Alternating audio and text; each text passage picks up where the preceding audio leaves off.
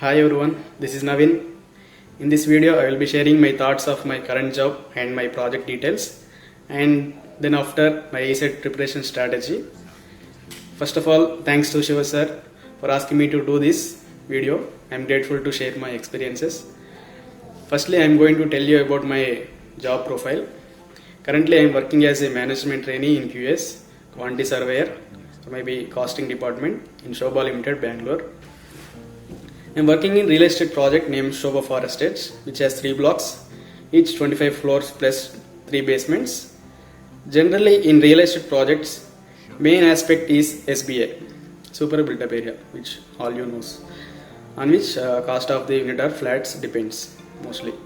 Our SBA is 4,50,629 SFT, which approximately our construction cost is 2,800 rupees per SFT, and selling price is around 6,600 rupees per SFT.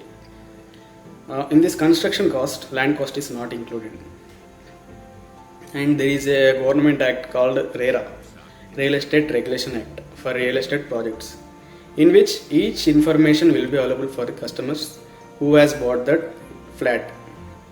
For example, what and all information will be available, like start date and end date, their progress, like which floor is completed, which activity is going on now currently, then and as of now spend time on the project, like staff salary, like site operating expenses, everything will be available in that, like material part, how much we spent, everything will be available in that. In this RERA, now due to this COVID-19, RERA has given some relaxation for the real estate projects, like for the completion of the project, like end date, it is extended for 6 months.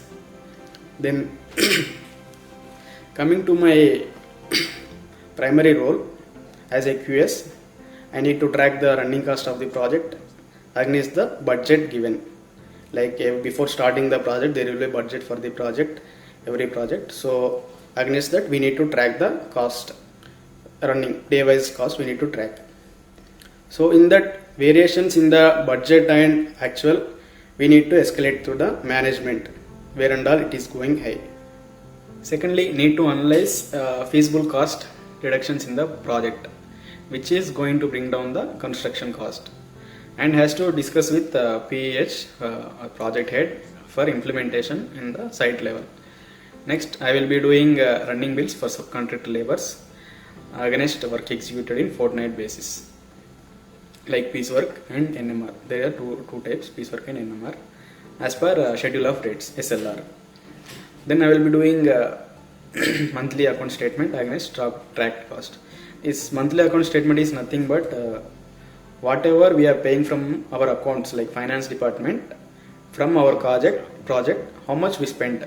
Then whatever we tracked, whether it is correct, whether it is matching or not. So one of the major role in our QS department is reconciliation of materials, which we will be doing on monthly basis. Like reconciliation is nothing but it's a corrective measure or correct checking mechanism, which we will be applying for all construction materials. If you take any material, it should be under stock. If that is received, it should be under stock, or it should be executed, or it might be a excess.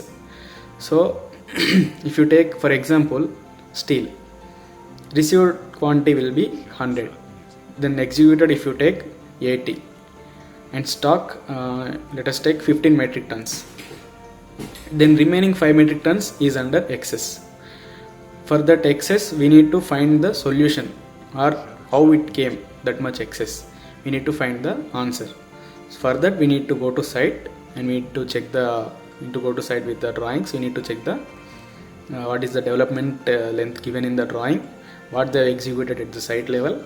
So if extra or less, it might get to the excess.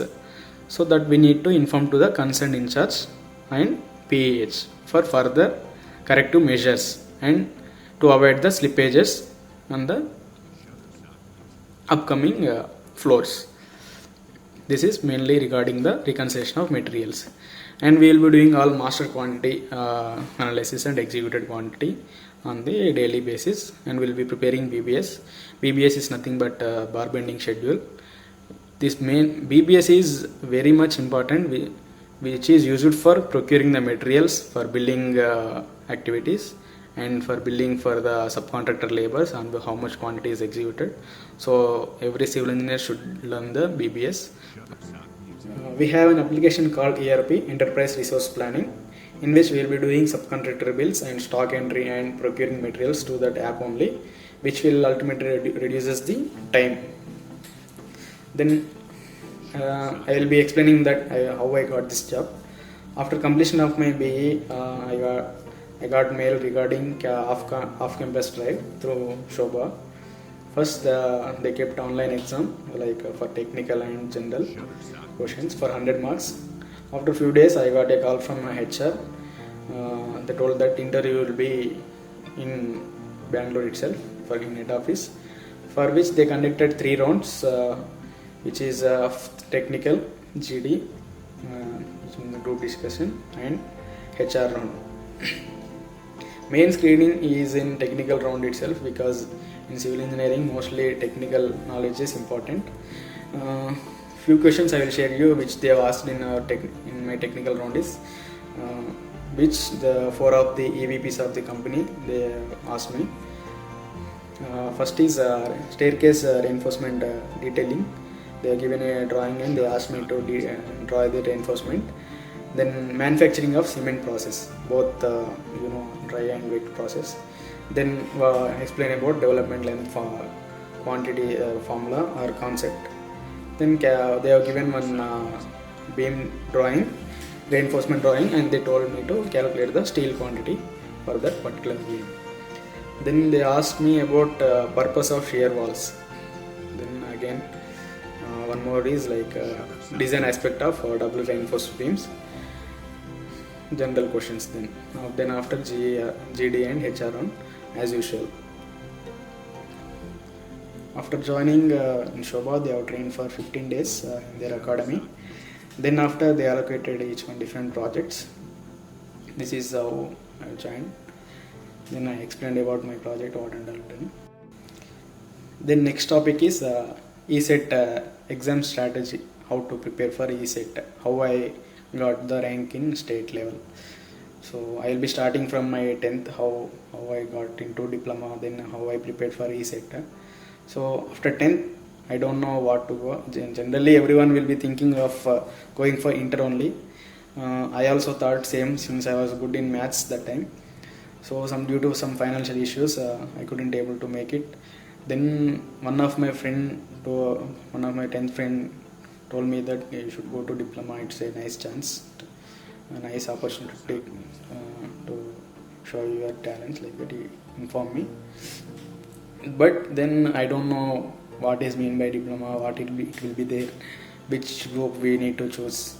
Then my father guided me, like he has one school friend. He is an IES, Indian Engineering Services. He is in now Delhi. My father told me to speak with him regarding that one. He is also did his diploma in Warangal Polytechnic. Then he finished his BTech in JNTU Hyderabad. Then I called him and asked which group to take. I am willing to go for diploma.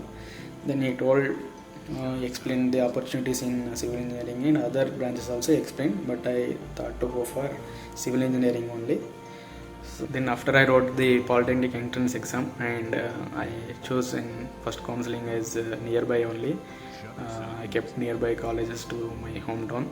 In that, in first counseling I got VMR Polytechnic College, which is also the good college, but I want to go for a government college. So in second counseling I thought of keeping only Warangal government college. In that, but every branch I kept. So after that, in second counseling I got CSC. While going to the class only, I applied for spot admissions in Ganpur Polytechnic. At that time almost 1.5 month completed, but then I have to cope up with the subjects and I have managed well. I used to come by bus from my uncle's home, which is in Warangal. Then after first year, I thought of moving to nearby college for second year, for going regularly for maintaining time. Then at that time only two dynamic lecturers were joined in our college, Shiva sir and Ravinder sir. Most of the times I try to be with them and used to learn well. Mainly in technical education or any in engineering, concept is very much important. And I used to explain to my friends also, diploma friends, few subjects, also few topics, and I also learned from them few topics as well. After completion of second year, like we went to industrial training to Warangal, wherein those 6 months course I joined in ESET coaching center. But starting I didn't attended a few classes, but later I used to go. In final semester of diploma, I used to focus mainly on the ESET. For any model test something, I used to travel from Kanpur to Warangal for attending the tests. Completion of diploma, I asked my lecturers that can I stay in your room until completion of ESET exam so that I can concentrate more. Then they agreed, and they also welcomed me, and I went to their room. From that time there were 21 days for the exam. For each day, morning and evening, I used to learn from them, because in daytime they used to go to paper valuation at that time. Meanwhile, in day session, I used to practice more and more bits, which helped me gain time in solving the tough questions during exam. More and more you spend time in solving bits or more multiple choice questions, it will be easy to identify the answer by seeing itself, even for the numerical and calculation part also.